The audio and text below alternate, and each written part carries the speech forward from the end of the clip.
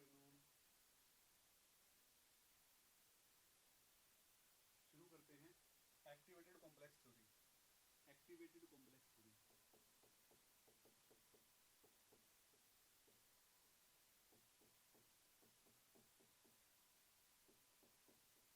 Activated complex theory.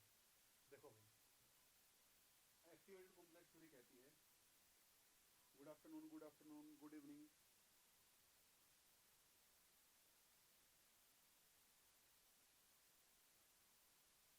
आवाज नहीं, आवाज तो आनी चाहिए भाई।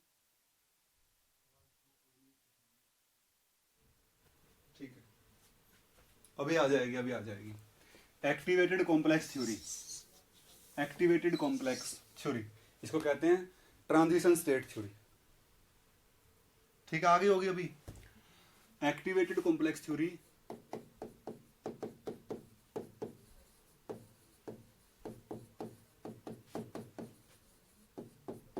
और ट्रांजिशन स्टेट थ्योरी, और क्या कहते हैं इसको, theory of absolute reaction rate.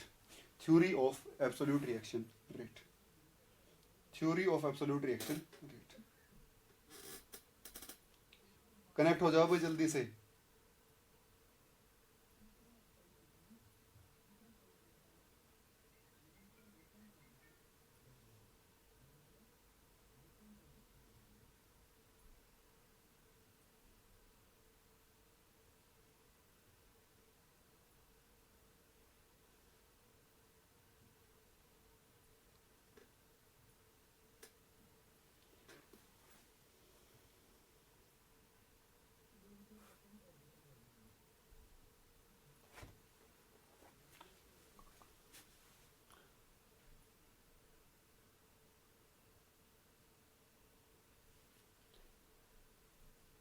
Connected होना भाई सबके सब।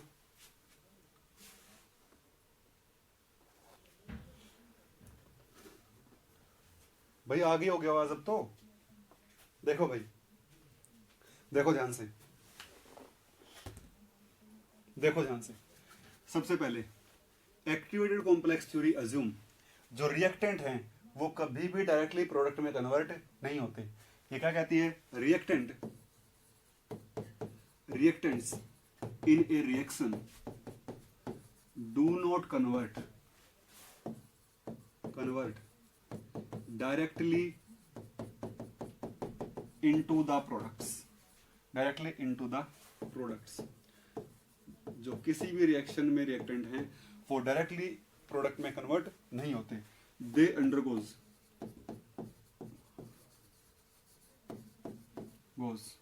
थ्रू ए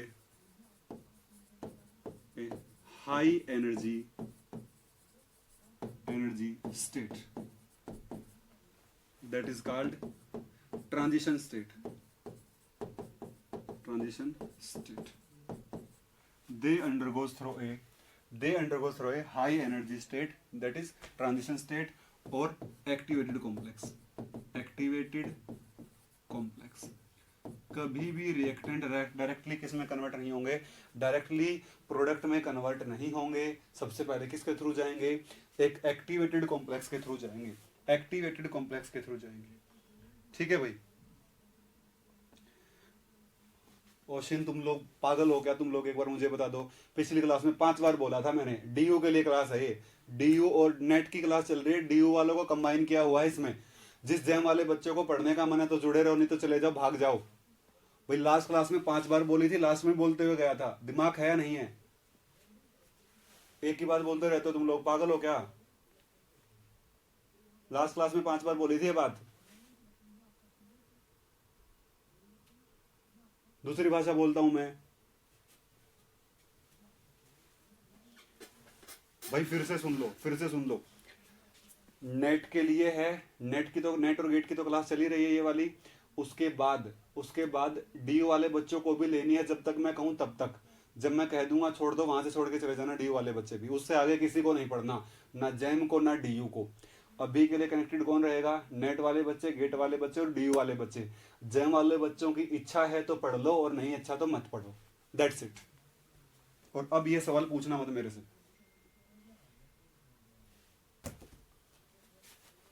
दूसरा भाई, पहली थ्योरी कहती है जो रिएक्टेंट होंगे ना वो रिएक्टेंट कभी डायरेक्टली प्रोडक्ट में कन्वर्ट नहीं होते, वो किसके थ्रू जाते हैं, दे अंडरगोज थ्रू ट्रांजिशन स्टेट। दूसरा कहता है कि द एक्टिवेटेड कॉम्प्लेक्स जो एक्टिवेटेड कॉम्प्लेक्स है वो एक सेपरेट एंटिटी है, is a separate entity. The activated complex is a separate entity that is different from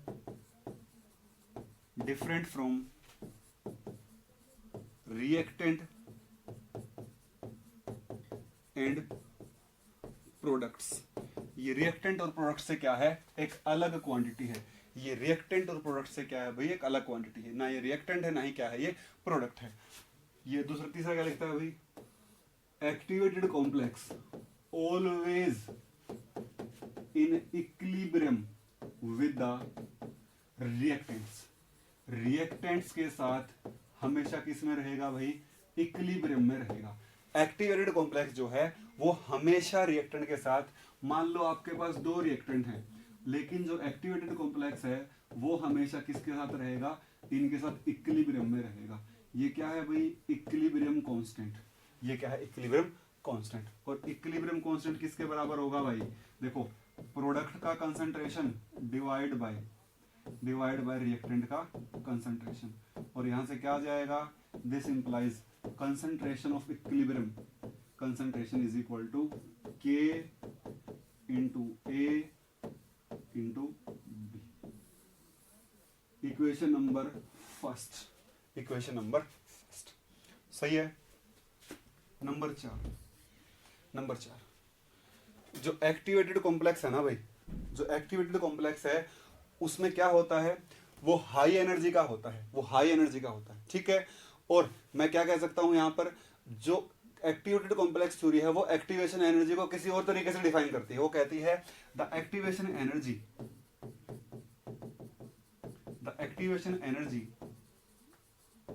is the additional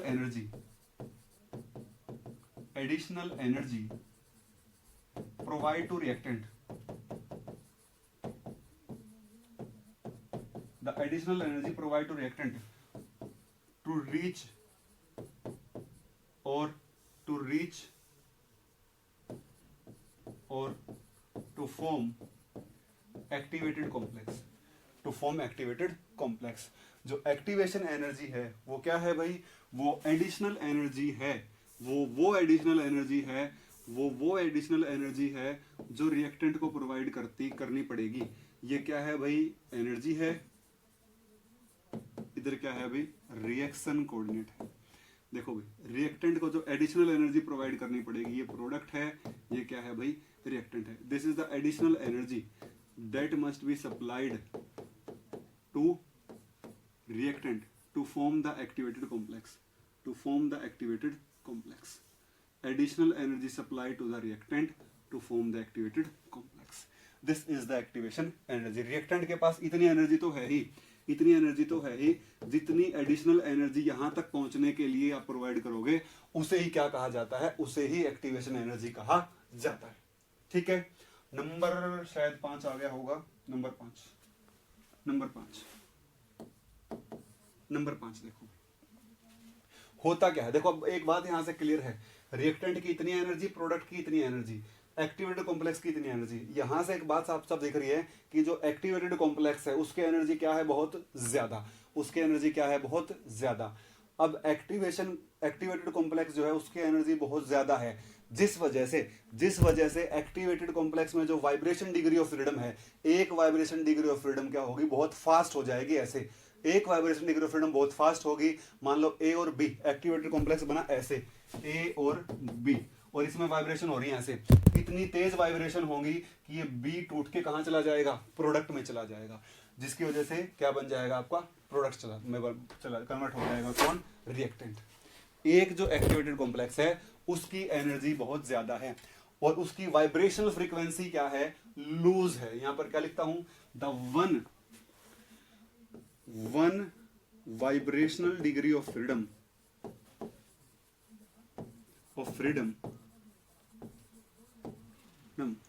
of activated complex is of different character, जो activated complex की एक vibration degree of freedom है वो different character की है, that is very loose vibration, very loose vibration, that is given by, that is responsible. और यही जो लूज डिग्री ऑफ फ्रीडम है, यही जो लूज डिग्री ऑफ फ्रीडम है किसकी, एक्टिवेटेड कॉम्प्लेक्स की, this that is possible, that is possible, that is possible कहना है फिर रिस्पॉन्सिबल फॉर डिसरप्टिंग, डिसरप्टिंग होता है टूटना, disrupting of activated complex, disrupting of activated complex into the product, into the product, disrupting of activated complex into the product, disrupting of activated complex into the product। ठीक है भाई यहां तक देखो भाई।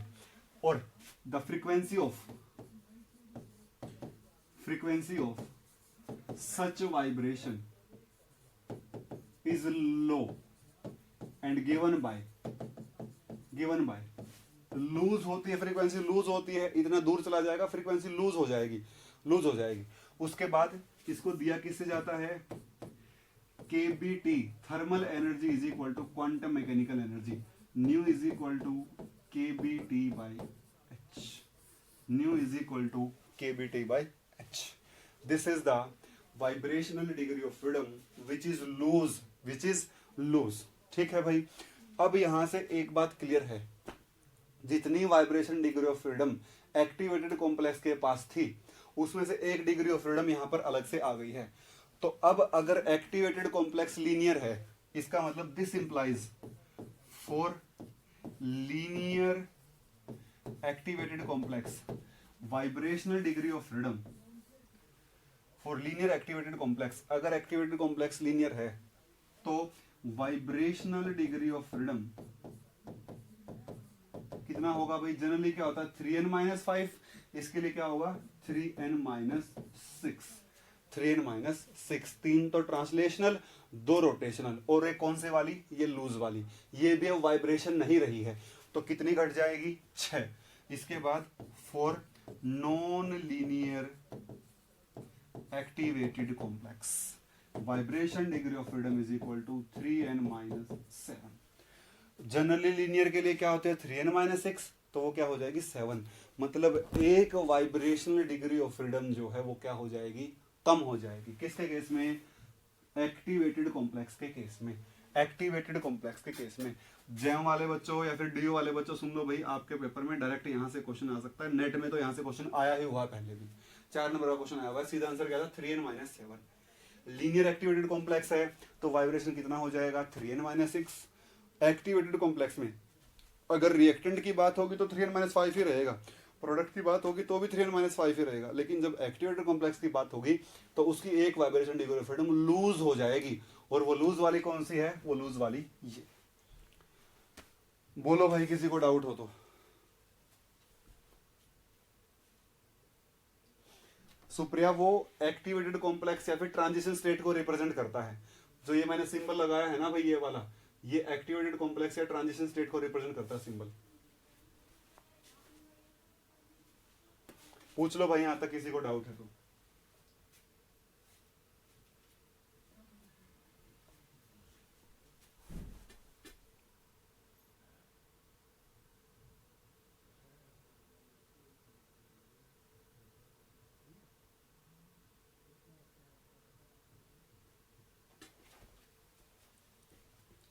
बोलो भी किसी को डाउट हो तो।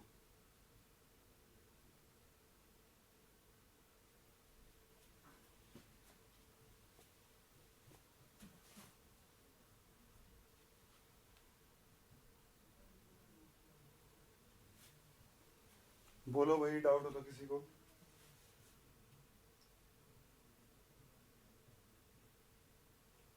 अभिषेक रोटेशन की नहीं भाई, ये किसी और चीज की है, ये लूज है, ये यूज ट्रांसलेशन की है, ट्रांसलेशन में ऐड हो जाती है। ये लूज वाली है, ये रोटेशन की नहीं है, ये वाइब्रेशनल ट्रांसलेशन में कन्वर्ट हो गई है, ये वाइब्रेशनल ट्रांसलेशन में कन्वर्ट हो गई है।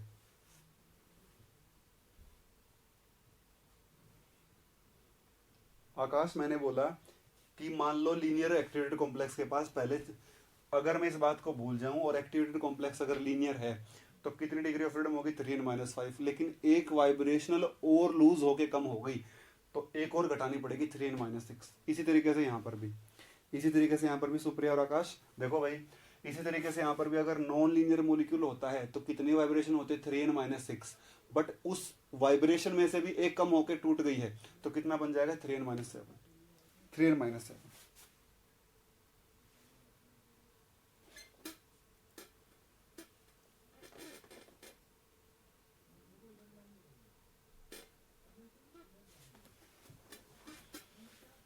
बोलो भाई, डाउट हो तो किसी को।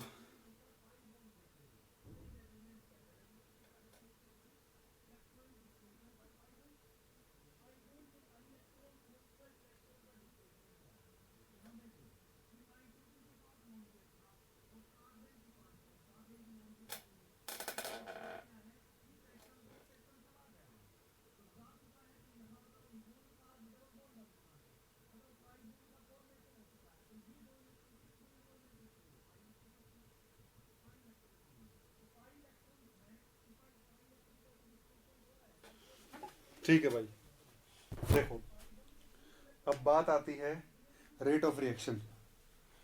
देखो भाई, in activated complex theory, activated complex theory में, इन एक्टिवेटेड कॉम्प्लेक्स थ्योरी और transition state theory, rate of reaction depends upon, देखो पहला किस पे डिपेंड करेगा, कंसंट्रेशन ऑफ एक्टिवेटेड कॉम्प्लेक्स। दूसरा क्या, फ्रीक्वेंसी ऑफ वाइब्रेशन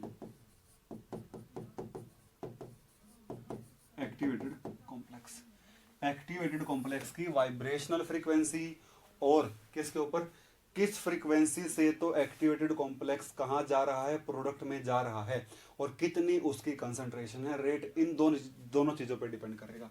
तो मैं क्या लिख सकता हूं, मैं लिख सकता हूं R is equal to frequency into concentration of activated complex. दोनों की वैल्यू मैं निकाल चुका हूं भाई पहले, ये रही एक्टिवेटेड कॉम्प्लेक्स की वैल्यू कंसंट्रेशन, और ये रही किसकी वैल्यू भाई, ये रही फ्रीक्वेंसी की वैल्यू। यहां पर आ जाएगा R is equal to using 1 and 2, R is equal to KBT/H, K equilibrium, A का कंसंट्रेशन और बी का concentration, equation number 3। In general, अगर जनरली मैं लिखता तो रेट क्या होता, के इंटू ए का कंसंट्रेशन इंटू बी का कंसंट्रेशन। नंबर 4, अगर कंपैरिजन करूं इन दोनों का तो रेट कांस्टेंट किसके बराबर है, रेट कांस्टेंट इसके बराबर है। ठीक है भाई, देख लो पीछे ए और बी, और पीछे क्या है, ए और बी है। तो यहां से क्या आ जाएगा, K is equal to KBT/H into K equilibrium, equation number 5। अब जो इक्वेशन नंबर 5 में इक्विलिब्रियम कांस्टेंट है, अब जो इक्वेशन नंबर 5 में इक्विलिब्रियम कांस्टेंट है, इसको दो अप्रोच से सोल्व किया जा सकता है, एक थर्मोडायनेमिक अप्रोच, दूसरी स्टैटिस्टिकल अप्रोच। दूसरी, पहली कौन सी भाई, एक थर्मोडायनेमिक अप्रोच है, दूसरी कौन सी है, स्टैटिस्टिकल अप्रोच है। जेम वाले और डीयू वाले बच्चों को केवल थर्मोडायनेमिक अप्रोच ही करनी है, स्टैटिस्टिकल अप्रोच नहीं करनी। ठीक है, जैसे ही थर्मोडायनेमिक अप्रोच खत्म हो जाएगी, जेम डीयू वाले चले जाएंगे, फिर नेट और गेट वाले बच जाएंगे बस। ठीक है भाई, इक्वेशन नंबर 5, के equilibrium in equation number 5 can be expressed by two approaches.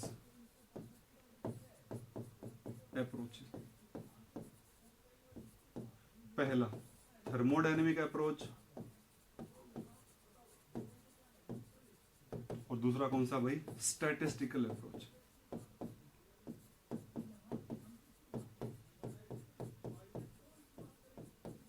Thermodynamic approach और स्टैटिस्टिकल अप्रोच। मैं सबसे पहले किसकी बात करूंगा भाई, मैं बात करूंगा थर्मोडायनेमिक अप्रोच। बहुत ही सिंपल भाई, बहुत ही simple. Thermodynamic approach, thermodynamic approach. देखो भाई बड़ी सिंपल है, बड़ी ही सिंपल है भाई। देखो मैंने क्या लिखा है, मैंने लिखा है K is equal to KBT by H into K equilibrium. Equation number 5 है ये, तो 5 ही, ठीक है। एज वी नो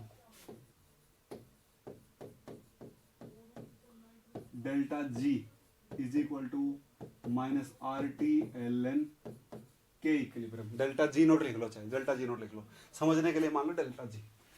तो क्या कह दूंगा, delta G hash is equal to R T L N K equilibrium. K hash will be equal to E की power minus delta G by R T. Delta G किसके बराबर भाई, delta H minus T delta S. Thermodynamics हो चुकी है आप लोगों की, है ना, जानते होगे इसको। तो इस वाली वैल्यू को ऊपर पुट कर दूंगा, ये आ जाएगा K equilibrium is equal to E की power minus delta H minus T delta S divide by R T.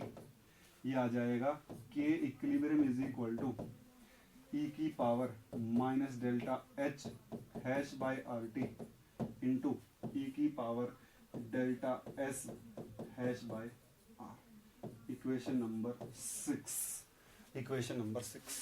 Check करो भाई, इस पे किसी को डाउट हो, इस पेज पे किसी को भी डाउट हो तो चेक करो, इस पेज पे किसी को भी डाउट हो तो चेक कर लो भाई।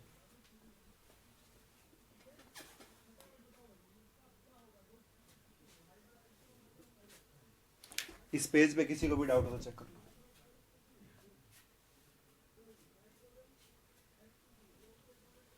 अरे लूज कॉम्प्लेक्स एक्टिवेटेड कॉम्प्लेक्स ही है, मैंने कहाँ लिखा लूज कॉम्प्लेक्स, लिखा है क्या पीछे कहीं, रुक जाओ देखने दो मुझे, कहाँ लिखा लूज कॉम्प्लेक्स भाई, कहीं नहीं लिखा मैं loose complex.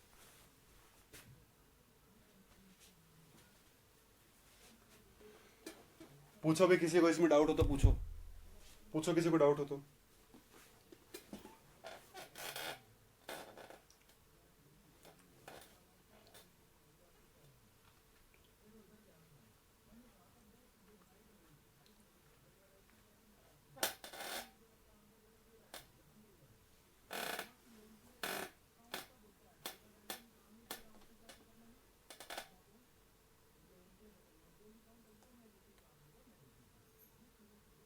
Common degree of freedom पढ़ा दिया मैंने थर्मो में,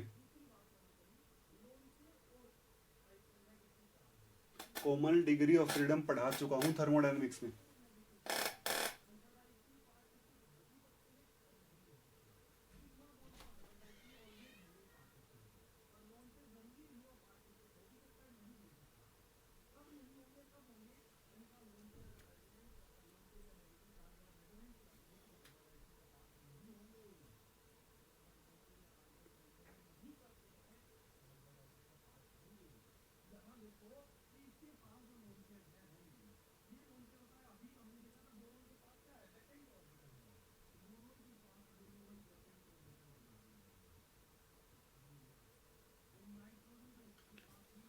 के बी बोल्ट्जमैन कांस्टेंट है भाई, इस बात का भी नहीं पता क्या तुम लोगों को, क्या हो गया तुम लोगों को, के बी है बोल्ट्जमैन कांस्टेंट।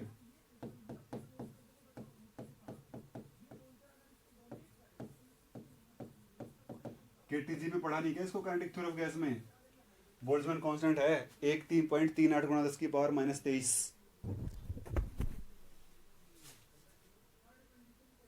नहीं खत्म नहीं हुआ जैम का भाई, अभी सुप्रिया नहीं हुआ खत्म, अभी रुक जाओ, अभी तो अप्रोच खत्म कहाँ हुई है। यूजिंग 6 in 5, यूजिंग 6 in 5 हमारे पास आ जाएगा k is equal to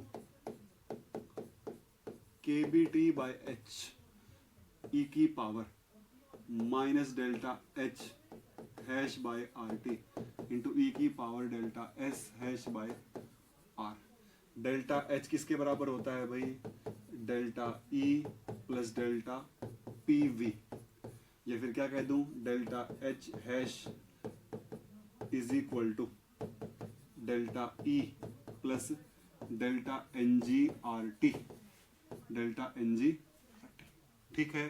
delta N जी क्या है, gaseous molecule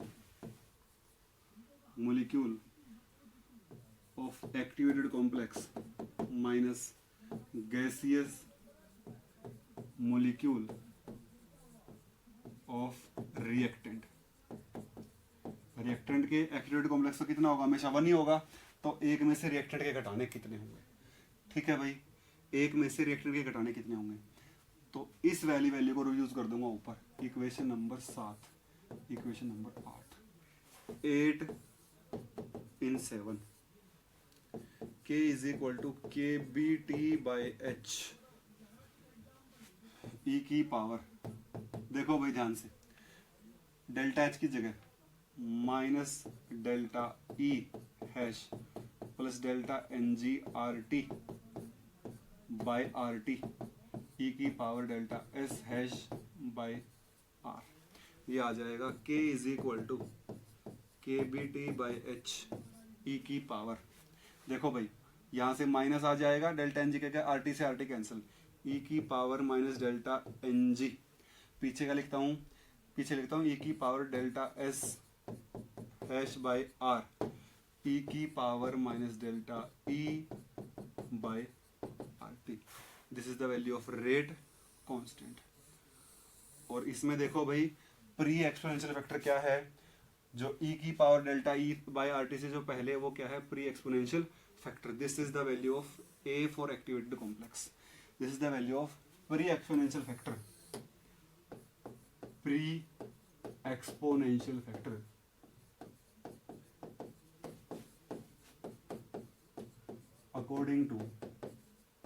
according to activated complex theory is A is equal to KBT/H E की power minus delta NG E की पावर डेल्टा S बाय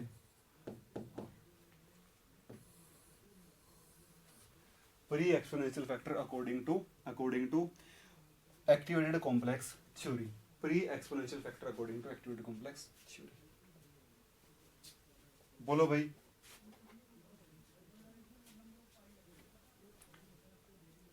ठीक है, थोड़ा सा और आगे बढ़ता हूं भाई। Comparison with Arrhenius, comparison with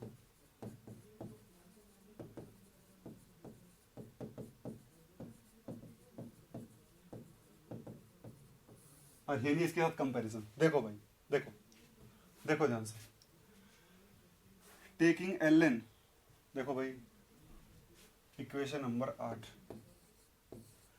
taking ln on both side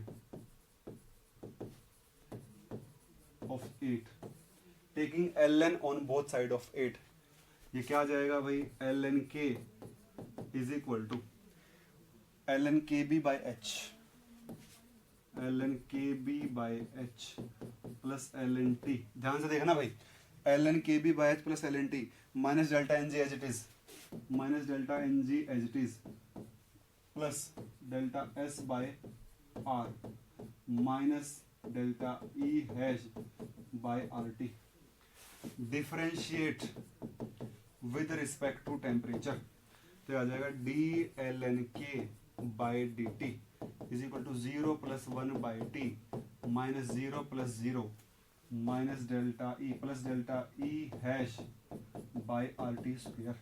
but ये किसके बराबर आता है, ये आ जाएगा dln k by dt is equal to 1 by t plus delta E hash by RT।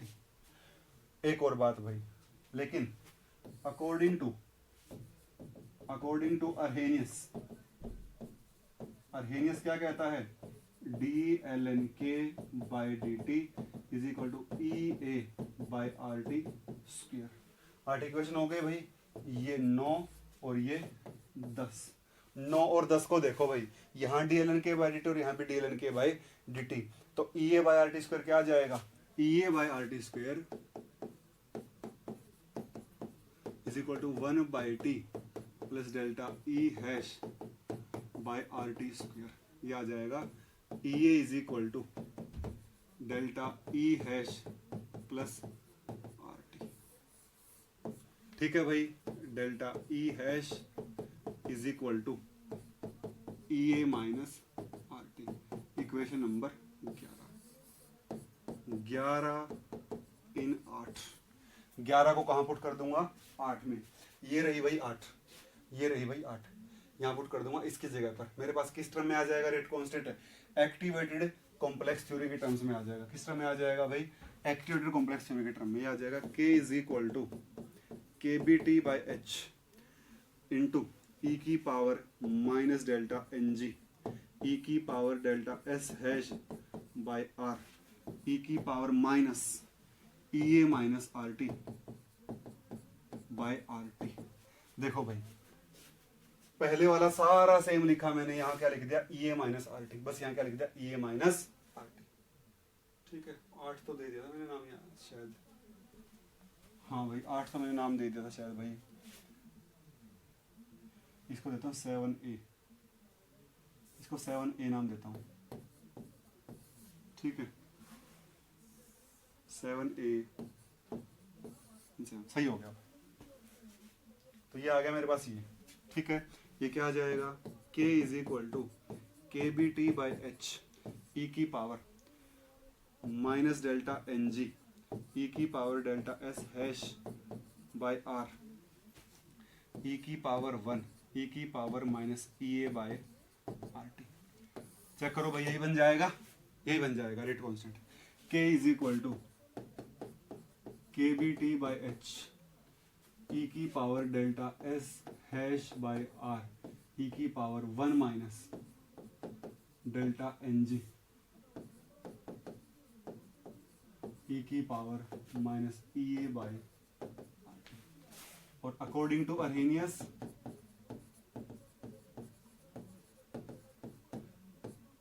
k is equal to A E की power minus E A by R T. E की power minus E A by R T से पहले वाला क्या है? Arrhenius pre exponential factor की value according to collision theory. K B T by H E की power delta S hash by R E की power 1 minus delta N G. Paper में सीधा पूछता है भाई किसकी वैल्यू? प्री एक्सपोनेंशियल फैक्टर की वैल्यू। किसमें? किसमें भाई? इसमें गेट के पेपर में 6 बार क्वेश्चन आ चुका है, 6 या 7 बार। ध्यान रखना, अब की बार भी शायद आया हुआ था। आपको क्या देगा? आपको या तो ए दे देगा और क्या पूछ लेगा? डेल्टा एस पूछ लेगा, एंट्रोपी एक्टिवेशन पूछ लेगा, या फिर सारी वैल्यू देकर क्या पूछ लेगा? ए आपसे पूछ लेगा। ध्यान रहे भाई इसके लिए। देखो भाई, फॉर यूनिमोलिकुलर गैसियस रिएक्शन, अगर यूनिमोलिकुलर गैसियस रिएक्शन है तो एक ही तो एक्टिवेटेड कॉम्प्लेक्स होगा और एक ही रिएक्टेंट होगा। तो डेल्टा एन जी क्या आ जाएगा? 1 minus 1 is equal to 0। A क्या बन जाएगा? ए बन जाएगा K B T by H E की power delta S by R E की पावर 1। ठीक है, अगर क्या हो? अगर बाई मोलिकुलर हो, for bimolecular gaseous reaction,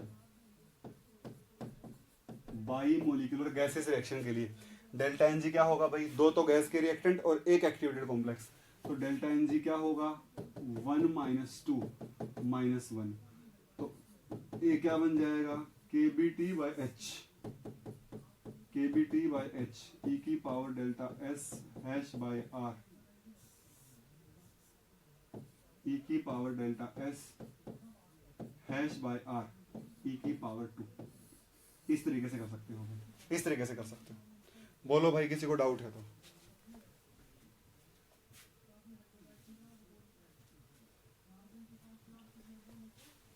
देखो भाई, किसी को डाउट है तो पूछ लो।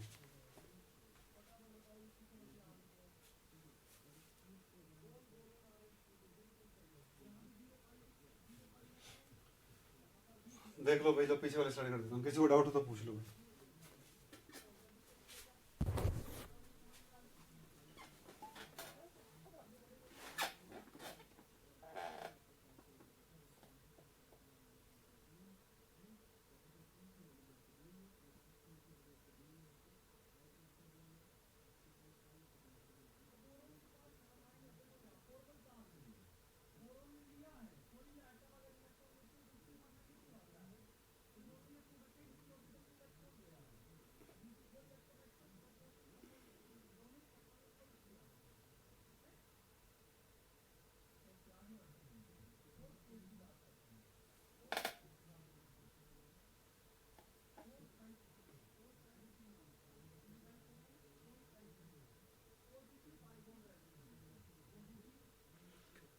ये अभिषेक रिजल्ट याद कर लो भाई, या तो पूरा डेरिवेशन याद कर लो, मर्जी आपकी।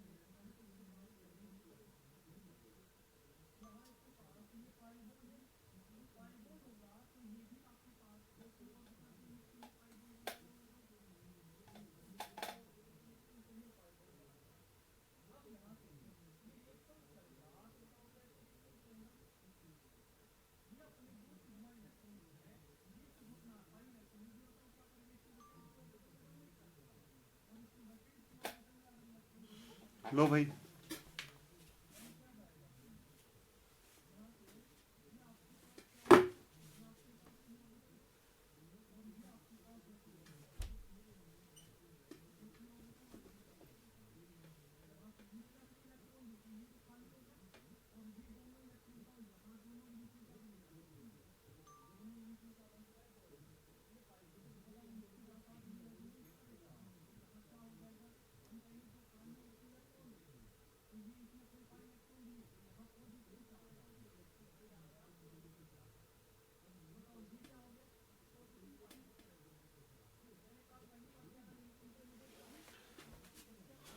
पांचवी ओपन कर रखी है सुप्रिया। अभिषेक बस छोटी सी बात बतानी रहेगी भाई, छोटी सी बात बतानी रहेगी, छोटी सी बात बतानी रहेगी भाई। देखो देखो पीछे देखो भाई, डेल्टा एच क्या लिखा हुआ मैंने पीछे लिखा होगा, डेल्टा एच लिखा होगा यहाँ पर delta H is equal to delta E plus delta N G R T. Delta H is equal to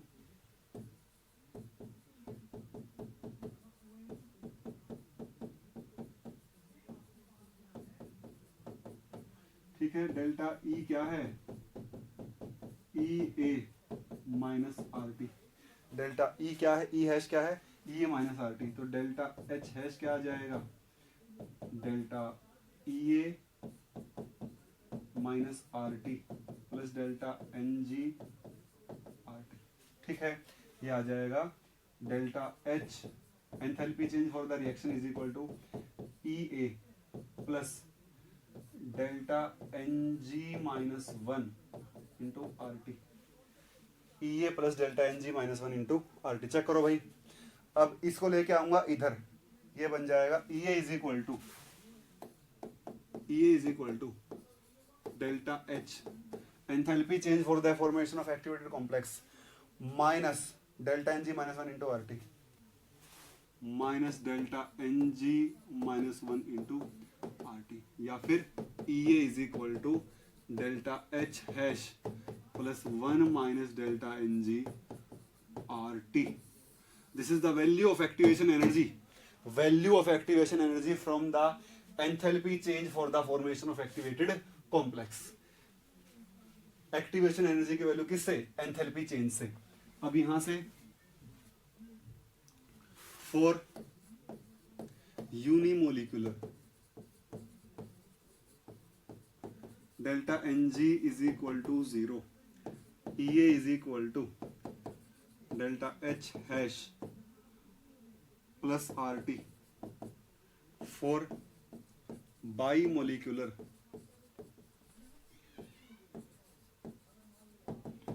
minus one, E A is equal to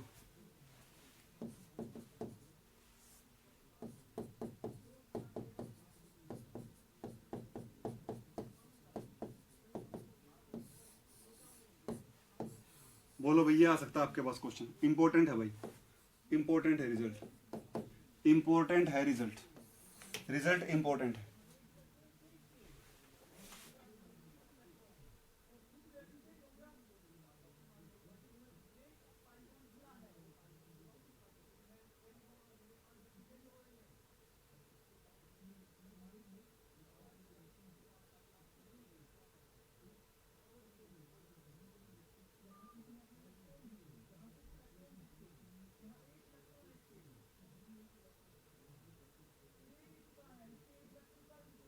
बोलो भाई, खत्म हो गया जैम वालों का? हाँ भी, गार्डनर के हिसाब से 1 होगा।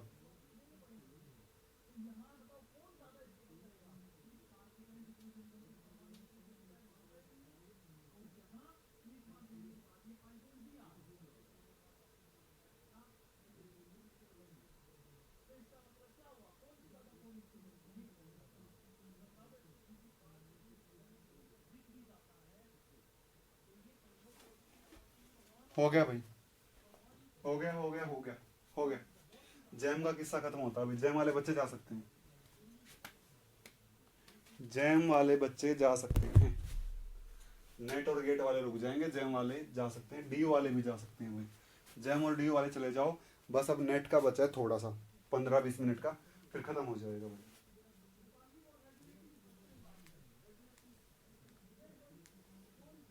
फटाफट चेक करो भाई इसको।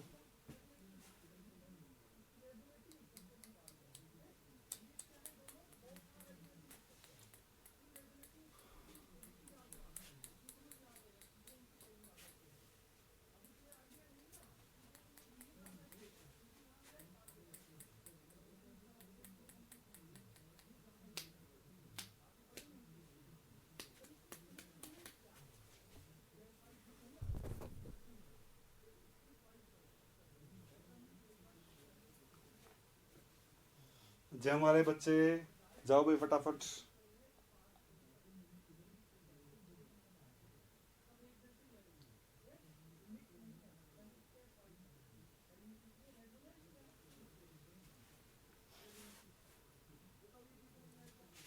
देखो भाई, अब नेट वाले सुन लो, अब नेट वाले सुन लो, नेट और गेट वाले सुन लो इधर। जो हम लोगों ने दूसरी बात करता हूँ किसकी भाई, स्टैटिस्टिकल अप्रोच।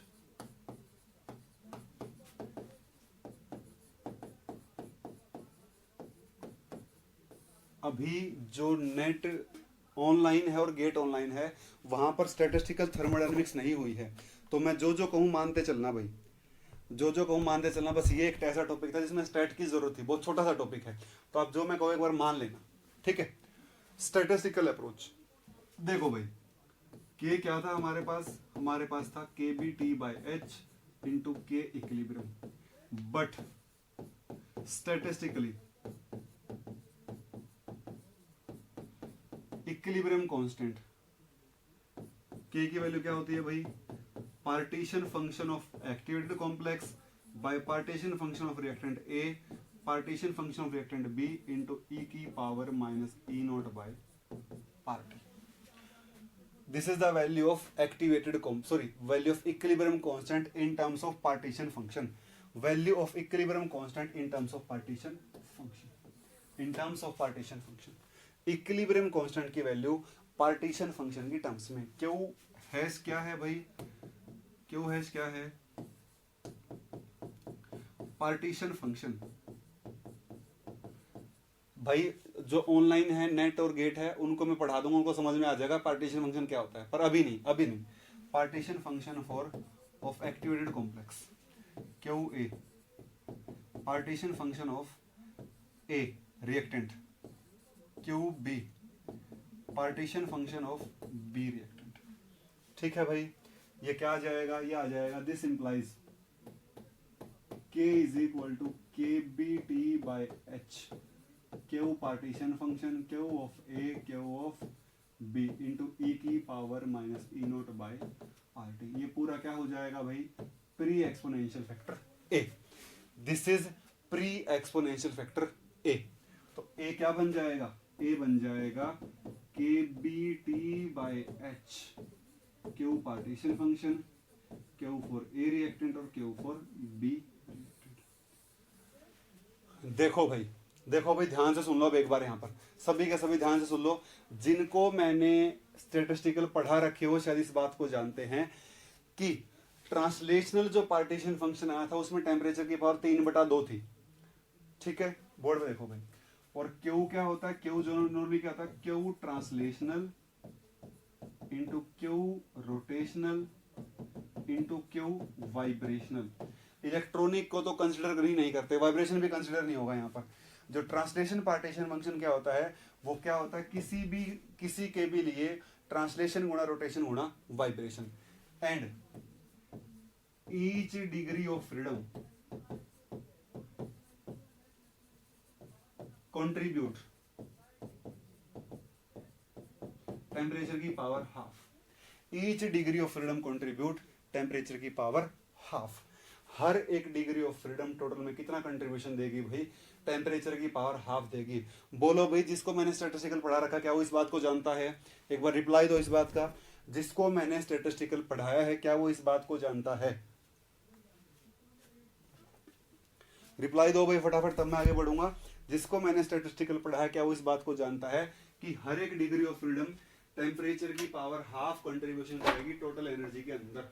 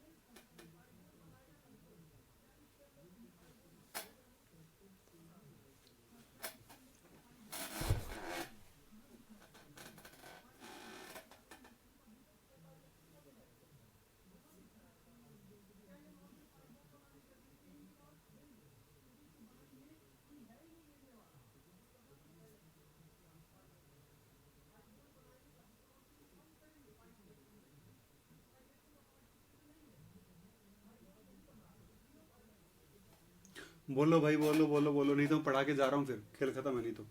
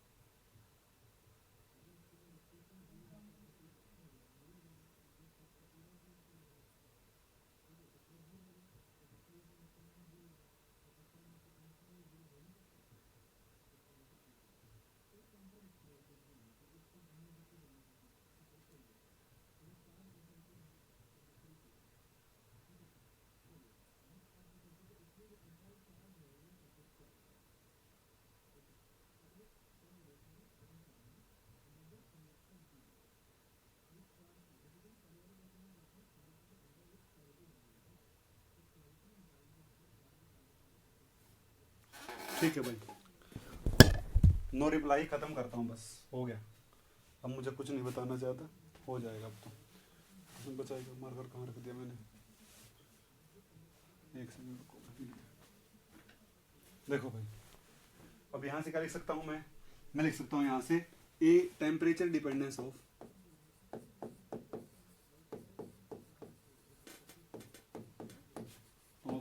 प्री एक्सपोनेंशियल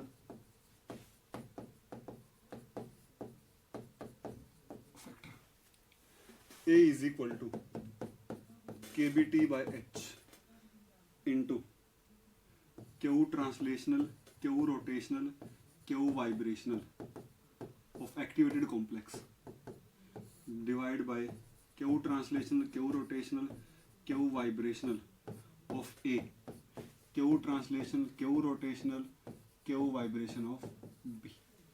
ठीक है भाई, अगर रिएक्शन ऐसी है, देखो अगर रिएक्शन ऐसी है, A plus B goes to non-linear activated complex, और ये कहाँ जाती है, प्रोडक्ट में। तो क्या लिखूंगा भाई, देखो ये क्या है, एटम है, ये क्या है, डायाटॉमिक मॉलिक्यूल है, डायाटॉमिक मॉलिक्यूल है। अगर डायाटॉमिक है तो पक्का लीनियर ही होगा। तो इसके लिए क्या लिखूंगा भाई, इसके लिए देखो ट्रांसलेशनल, रोटेशनल और वाइब्रेशन। इसके लिए ट्रांसलेशन कितनी भाई, एटम है 3, रोटेशन है नहीं, वाइब्रेशन है नहीं, क्योंकि एटम में रोटेशन वाइब्रेशन नहीं होती। डायाटॉमिक है तो 3 हो जाएंगी, और ये कितनी हो जाएंगी, 2, और ये क्या हो जाएगी, 3 × 2 - 5 = 1। यहाँ से क्या होगा भाई, 3 ट्रांसलेशनल, 3 रोटेशन, और वाइब्रेशन कितनी होगी भाई, नॉन लीनियर एक्टिवेटेड कॉम्प्लेक्स, और कितना बनेगा, ट्राइएटॉमिक बन जाएगा। वैसे जरूरत भी नहीं, ये कितना आ जाएगा, 3n - 7, ये 3n - 5, ये 3 × 2 - 5, ठीक है, जरूरत नहीं है इसकी, ये 3 × 2 - 5, वो 3na + nb, ये क्या, 3nb - 5, ये क्या है, 3na + nb - नॉन लीनियर है तो 7, तो सभी के सभी रख दूंगा वहां पर। ये आ जाएगा a = kBT/h, Q translational 3, Q rotational 3, Q vibration 3na + nb - 7 divide by. देखो भाई, ए के लिए क्या होगा, क्यू ट्रांसलेशन 3 होगा बस ए के लिए, बी के लिए क्यू ट्रांसलेशन 3, क्यू रोटेशन 2, और क्यू वाइब्रेशन कितनी होंगी भाई, 3nb - 5। वाइब्रेशन को छोड़ देते हैं, क्योंकि वाइब्रेशन कंट्रीब्यूट ही नहीं करता, तो वाइब्रेशन को नेग्लेक्ट कर देते हैं, क्योंकि पेपर वाला या फिर जनरली क्यू वाइब्रेशन की वैल्यू हमेशा क्या होती है, 1 ही आती है। क्यू वाइब्रेशन क्या होता है, हमेशा 1 ही आएगा, 1 ही होता है, क्या एक्सपेरिमेंटली कैलकुलेटेड होती है वैल्यू। a = kBT/h। देखो भाई, हर यहाँ पर ट्रांसलेशन कितनी है, 3, हर एक डिग्री ऑफ फ्रीडम कितना, हाफ, तो 3 कितना भाई, टेम्परेचर की पावर 3/2। यहाँ पर रोटेशन भी कितनी, 3, हर एक कितनी भाई, हाफ। यहाँ पर टेम्परेचर की पावर 3/2, इसके लिए टेम्परेचर की पावर 3/2, इसके लिए टेम्परेचर की पावर 2/2, 3/2 से 3/2, 3/2, 3/2 कैंसिल आउट, और ये से ये टेम्परेचर कैंसिल आउट, तो A इज प्रोपोर्शनल टू टेम्परेचर की पावर 0। इस केस में जो प्री एक्सपोनेंशियल फैक्टर है वो क्या है, independent of temperature, pre exponential factor independent of temperature, independent of pre exponential will be independent of temperature. ठीक है, बात यहां तक क्लियर होगी भाई। एक और आगे करवाता हूं, बस एक और एग्जांपल और खेल खत्म। देखो भाई, नॉन लीनियर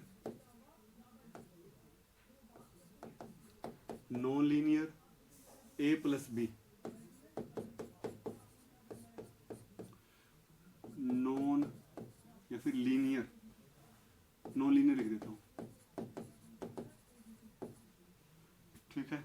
ये एटम है, ये लीनियर है, और ये नॉन लीनियर एक्टिविटी कॉम्प्लेक्स, ठीक है। ये क्या आ जाएगा, A = kBT/h। इसकी बात, नॉन लीनियर है, ट्रांसलेशन 3, रोटेशन 3, वाइब्रेशन नहीं लिख रहा, क्यों वाइब्रेशन क्या आ जाएगा, 3n - 7, बाद में छोड़ ही देना इसको। ये क्या, ट्रांसलेशन 3, रोटेशन 2, ए के लिए लिखा भाई, इसके लिए क्यू ट्रांसलेशन 3, क्यू रोटेशनल भी 3, ये क्या आ जाएगा, kBT/h। यहाँ आ जाएगा टेम्परेचर की पावर 3/2, टेम्परेचर की पावर 3/2, छोड़ देंगे उसको, टेम्परेचर की पावर 3/2, टेम्परेचर की पावर 2/2, 3/2, 3/2, 3/2, 3/2 आपस में कैंसिल आउट। यहाँ पर ये पावर से ये पावर कैंसिल आउट, तो यहाँ पर क्या आ जाएगा, kB/h इंटू टी की power -1.5, A proportional to temperature की पावर -1.5। पेपर में 4-5 बार आ चुका है भाई, 4-5 बार आ चुका है। एक और देता हूं एग्जांपल, देखो A प्लस B एटम है,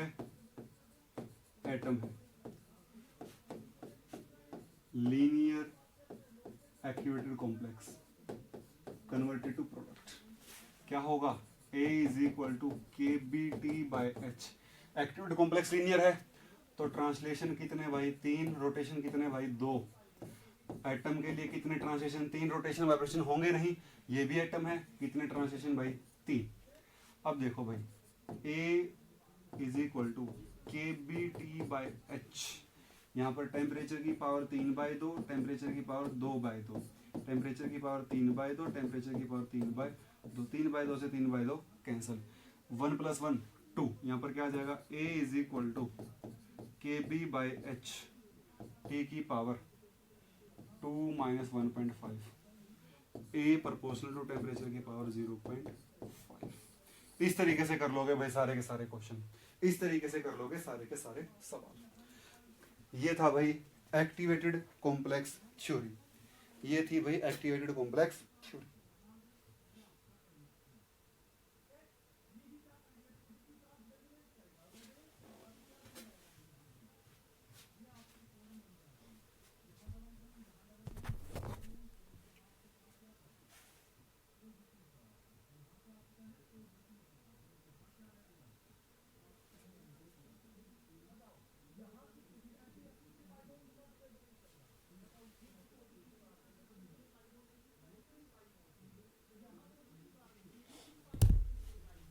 ठीक है, एक और बात करते हैं, लास्ट में छोटा सा टॉपिक रहता है फास्ट रिएक्शंस।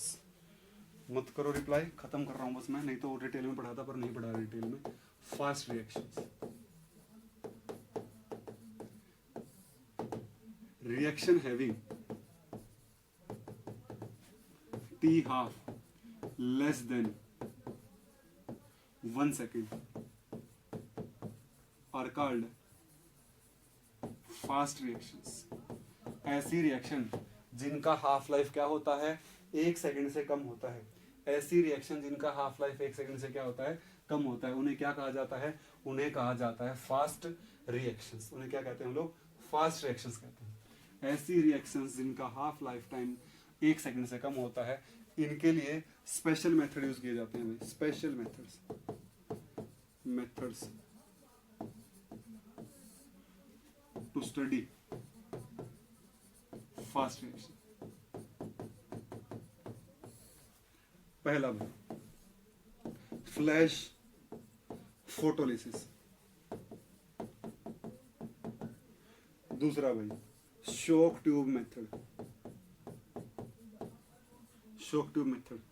तीसरा भाई टेम्परेचर जंप मेथड,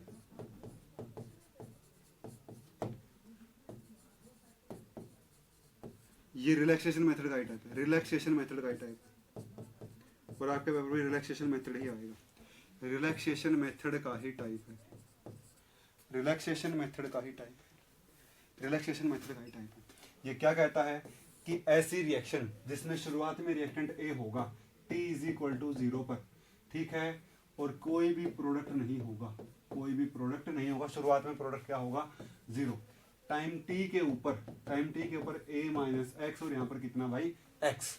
जब इक्विलिब्रियम आ जाएगा, जो कि रिएक्टेंट को रखते ही आ जाएगा, जैसे आपने रिएक्टेंट रखा तुरंत क्या आ गया, इक्विलिब्रियम आ गया, तो इक्विलिब्रियम पर A - xc, और यहाँ पर क्या है xc, ठीक है। अब इस सिस्टम ने इक्विलिब्रियम अटेन कर लिया है भाई, अब हमें क्या करना है, किसी भी तरीके से by some means this equilibrium is disturbed, by some means this equilibrium is disturbed, किसी ना किसी तरीके से इस इक्विलिब्रियम को डिस्टर्ब किया जाएगा, और जब यह सिस्टम दोबारा इक्विलिब्रियम अटेन करेगा तो उस टाइम इस रिएक्शन का रेट पढ़ लिया जाएगा, ठीक है। यहाँ पर क्या कहता है भाई, delta x is equal to x minus XE is equal to deviation from equilibrium, deviation from equilibrium, ये K1 है, ये K-1 है, ठीक है। डेल्टा x की वैल्यू क्या आएगी भाई, मैं सीधा लिख रहा हूं, डेल्टा x0 e की पावर -K1 K-1 into t, delta x deviation at time t, delta x naught initial deviation. याद करने वाली चीज जहां से क्वेश्चन बनेगा, रिलैक्सेशन टाइम, रिलैक्सेशन टाइम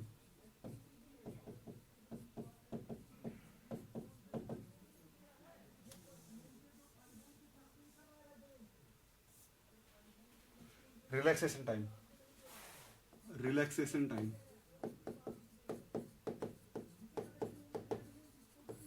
जब डेविएशन कितना हो जाए, इनिशियल का 1/e हो जाए, तो delta x is equal to delta x naught e की power minus k1 plus k minus 1 into T.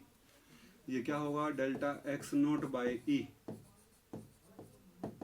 e की power minus k1, x naught से एक्स नोट कैंसिल, e की power minus 1 is equal to e की power minus k1 plus k minus 1 into T.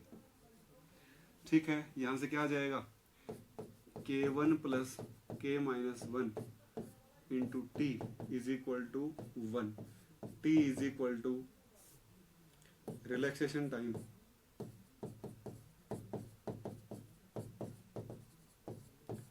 t is equal to tau is equal to 1/k1। This is the value of relaxation time. हो गया भाई खत्म, paper में question आया हुआ है इसलिए मैंने बता दिया। काइनेटिक्स होती है खत्म। ठीक है भाई,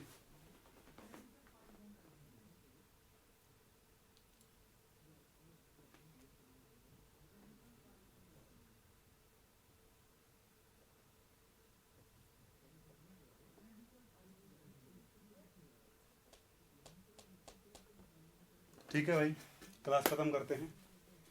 थैंक यू, थैंक यू भाई, थैंक यू।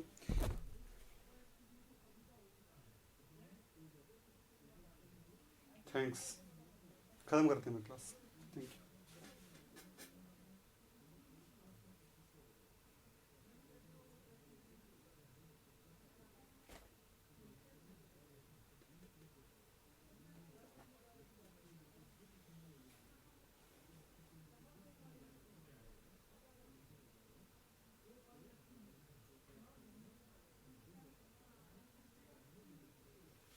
ठीक है, अब क्यों कर रहे हो रिप्लाई, अभी मत करो।